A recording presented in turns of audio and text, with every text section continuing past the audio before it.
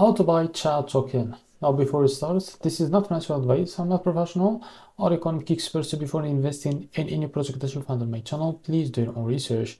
Now before you go on and buy this token, make sure to check the REX account and keep following the updates about this token. So as you can see, this token is available on the screener. It created 6 hours ago and increased by 22,000% in the last 24 hours.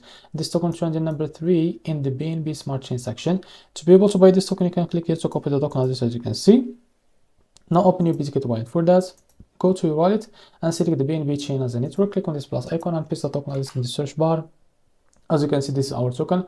Click on this plus icon to add it to your wallet. Now go back to your wallet and keep searching until you find your token that you just added called CHAD. Now after you find it, click on it. Now click on swap. Switch from here. From the top you can select the token that you want to buy with, for example, USDT, and here you can type how much you want to buy. So here you will be able to see how much you receive that token, as you can see. And after that, clicking on swap and you will be able to buy this token on your wallet. So this is how to buy CHAD token. If you found this video helpful, please like and subscribe. See you next video.